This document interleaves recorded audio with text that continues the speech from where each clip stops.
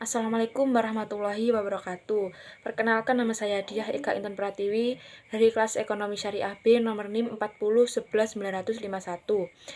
Di sini saya berasal dari kelompok 2 dengan tema materi manajemen modal kerja. Yang pertama, saya akan menjelaskan mengenai pengertian pengolahan kas. Pengolahan kas adalah proses pengumpulan dan pengolahan arus kas. Pengolahan kas penting dilakukan untuk individu dan perusahaan. Dalam bisnis, pengolahan kas adalah komponen kunci dari stabilitas keuangan perusahaan. Manajemen kas adalah strategi dan proses untuk mengolah secara efektif dan efisien arus kas jangka pendek dan saldo-saldo kas yang ada dalam pemerintah maupun sektor-sektor yang lainnya. Manfaat pengolahan kas itu sendiri, yang pertama, memudahkan individu maupun perusahaan untuk melakukan berbagai transaksi bisnis keuangan serta pengawasan atas transaksi yang dilakukan. Yang kedua, memberikan rasa aman dan nyaman dalam melakukan transaksi keuangan bisnis. Yang ketiga, meminimalkan kemungkinan resiko-resiko yang mungkin terjadi dalam setiap transaksi perbankan. Dan yang keempat, segala transaksi keuangan dapat tersusun dengan cepat dan terkontrol. Selanjutnya yaitu aliran kas. Yang pertama, aliran kas masuk kontinu. Contohnya seperti hasil penjualan produk yang dilakukan secara tunai dan juga penerimaan piutang. Yang kedua, aliran kas masuk intermiten. Contohnya seperti pendapatan dari penyertaan pemilik perusahaan, penjualan saham, dan penerimaan kredit yang berasal dari bank. Yang ketiga, aliran kas keluar kontinu. Contohnya seperti pembelian bahan belum jadi atau bahan mentah dan juga gaji karyawan. Yang keempat, aliran kas keluar intermiten. Contohnya seperti pengeluaran untuk pembayaran dividen, pembayaran angsuran, hutang untuk pembelian kembali saham. Selanjutnya yaitu materi tentang model manajemen kas. Masih seputar dengan manajemen kas ya. Yang pertama model Miller-Orr.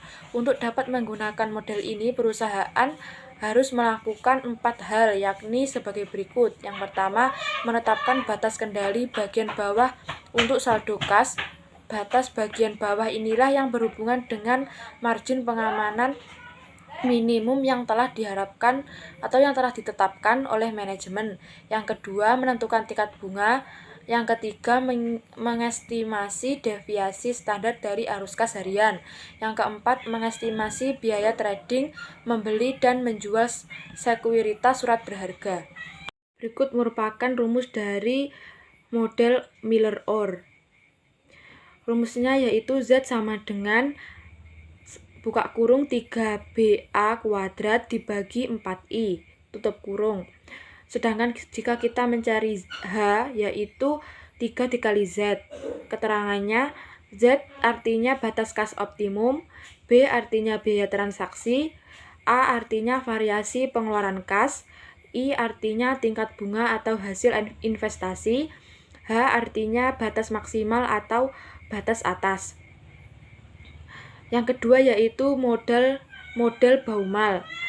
William Baumol 1952 merupakan seorang ekonom pertama yang menjelaskan mengenai model formal dari manajemen kas, yakni dengan memasukkan opportunity cost dan trading cost. Model ini biasa digunakan untuk menentukan suatu target saldo kas. Dengan rumus C sama dengan 2 kuadrat OD per I. Dengan keterangan C sama dengan jumlah kas optimum, O sama dengan biaya transaksi, D sama dengan kebutuhan kas setahun, I sama dengan tingkat bunga. Materi yang kedua yaitu manajemen piutang. Manajemen piutang adalah praktik atau sistem yang dibuat oleh perusahaan melalui proses perencanaan, pengawasan, pengendalian uang yang ditagihkan kepada peminjam. Contoh sumber piutang yang lazim terjadi adalah pinjaman karyawan, penjualan kredit, atau restitusi pajak. Piutang pada operasional bisnis adalah dua peran yang tidak bisa dipisahkan. Hal ini karena piutang menjadi salah satu faktor untuk meningkatkan keuntungan, misalnya melalui penjualan kredit. Selain itu, piutang juga membantu perusahaan dalam menghadapi persaingan bisnis, misalnya saja dengan pinjaman pinjaman hutang karyawan sebagai bentuk upaya mempertahankan karyawan. Agar tujuan-tujuan tersebut tercapai, perusahaan wajib mengelola piutang secara efektif, efisien, dan tepat sasaran agar tidak terbalik merugikan. Pengelolaan piutang inilah yang lebih jauh disebut dengan manajemen piutang. Selanjutnya yaitu fungsi manajemen piutang. Adapun fungsi manajemen piutang dapat dilihat dari 4 fungsi utamanya, yaitu pertama perencanaan, yang kedua pengorganisasian, yang ketiga penerapan atau pengarahan, yang keempat pengawasan. Tujuan manajemen piutang, pengelolaan atau manajemen piutang dilakukan agar perusahaan terhindar dari resiko-resiko yang berasal dari pemasukan kredit seperti yang pertama, seluruh piutang tidak tertagih, yang kedua, piutang yang tidak dibayarkan sebagai piutang, yang ketiga, kinerja SDM penagih piutang yang buruk, yang keempat, perputaran piutang yang rendah pada modal, yang kelima, adanya kecurangan seperti kegagalan penagihan piutang karena pelanggan yang tidak bertanggung jawab atau pencurian kas. Yang keenam, teknis baik dalam hal penagihan maupun pemasukan data. Yang ketujuh, data pelacakan piutang hilang atau rusak. Yang kedelapan, kinerja SDM penagih piutang yang buruk. Kebijakan manajemen piutang, ada beberapa langkah yang bisa dilakukan dalam penerapan manajemen piutang, yaitu sebagai berikut. Yang pertama, analisis standar kredit. Ada beberapa versi kriteria dalam menganalisis standar kredit tersebut, yaitu 5C, 5P, dan 3R. Analisis standar kredit 5C sebagai berikut: karakteristik, capability, capital, collateral, condition. Analisis 5P meliputi party, purpose, prospect, protection, payment. Analisis kredit 3R meliputi return, repayment, dan risk. Kedua yaitu persyaratan kredit. Persyaratan kredit yang dimaksud adalah meliputi ketentuan-ketentuan yang dibuat perusahaan dalam mengelola piutangnya. Syarat kredit meliputi penutupan periode kredit, pemotongan tunai, penetapan bunga, dan syarat-syarat lain yang diberikan kepada pemohon peminjam. Yang ketiga, kebijakan penagihan utang sangat didasari oleh kebijakan kredit yang telah disepakati. Misalnya, jumlah pinjaman yang diterima, periode kredit, dan persyaratan khusus lainnya. Perusahaan harus jeli dalam menentukan kebijakan penagihan pinjaman, mulai dari media penagihan, apakah melalui email, penagihan langsung, atau melalui agen. Satu hal yang perlu diingat dalam menentukan kebijakan penagihan adalah strategi dalam penagihan itu sendiri. Yang keempat, mengandalkan pihak ketiga.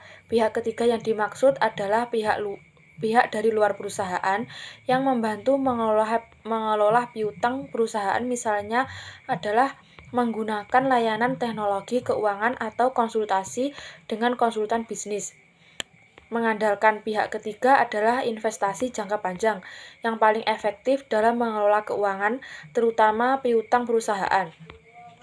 Untuk selanjutnya yaitu materi yang ketiga atau yang terakhir, yaitu mengenai pengelolaan persediaan. Pengelolaan persediaan adalah suatu aktiva yang meliputi barang-barang milik perusahaan dengan maksud akan digunakan untuk memenuhi tujuan tertentu atau barang-barang yang masih dalam proses produksi maupun bahan baku yang masih menunggu untuk digunakan dalam suatu proses produksi. Keuntungan manajemen persediaan: yang pertama, menekan investasi modal dalam persediaan pada tingkat yang minimal. Yang kedua, menghindari resiko kerusakan, kecurangan, ataupun kecurigaan atas persediaan. Yang ketiga, mengurangi investasi dalam sarana dan peralatan pergudangan. Yang keempat, mengurangi resiko kehabisan barang baku yang akan menghambat proses produksi itu sendiri. Jenis-jenis persediaan: yang pertama raw material, yang kedua work in process, yang ketiga finished goods. Ada beberapa jenis pembiayaan berhubungan dengan manajemen persediaan. Yang pertama, carrying cost atau biaya penyimpanan, yang kedua ordering cost atau biaya pemesanan, yang ketiga stock out cost atau biaya kehabisan bahan. Total biaya persediaan atau total inventory cost dapat dirumuskan sebagai berikut. TIC sama dengan D per Q dikali S plus Q Q per 2 dikali H. Dengan keterangan sebagai berikut. TIC artinya biaya variabel persediaan, D artinya kebutuhan bahan per tahun, S artinya biaya pesanan per order, H artinya biaya unit penyimpanan per tahun, Q artinya unit yang dipesan per order, D per Q artinya frekuensi pemesanan bahan, Q per 2 artinya persediaan rata-rata yang dipelihara. Economic Order Quantity atau EOQ, suatu model optimisasi untuk menentukan kuantitas pemesanan yang meminimalkan biaya total. EOQ merupakan pendekatan teknik terbaik yang secara eksplisit menghitung cara menentukan tingkat persediaan optimal, yaitu beberapa kuantitas persediaan yang akan dipesan dengan harga minimum dan kuantitas persediaan yang optimal atau menyebabkan biaya persediaan mencapai titik terendah. Asumsi-asumsi dalam model EOQ.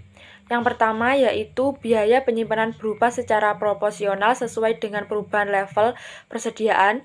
Yang kedua, kebutuhan persediaan bersifat tetap. Yang ketiga, permintaan akan bahan di masa datang dapat diketahui dengan relatif pasti dan konstan dari waktu ke waktu. Yang keempat, mengabaikan biaya kehabisan bahan. Yang kelima, waktu tunggu saat perusahaan melakukan pemesanan hingga pesanan tiba dapat diketahui dengan pasti. Persamaan EOQ jumlah pembelian yang paling ekonomis dapat dihitung dengan cara EQQ sama dengan 2 dikali ES per CP. Dengan keterangan P sama dengan atau artinya harga beli per unit, S sama dengan artinya penjualan tahunan, F artinya biaya tetap, C artinya biaya penyimpanan. Sekian video penjelasan dari saya, ada kurang lebihnya saya mohon maaf. Wabillahi taufiq wal hidayah, waridho wal inayah. Wassalamualaikum warahmatullahi wabarakatuh.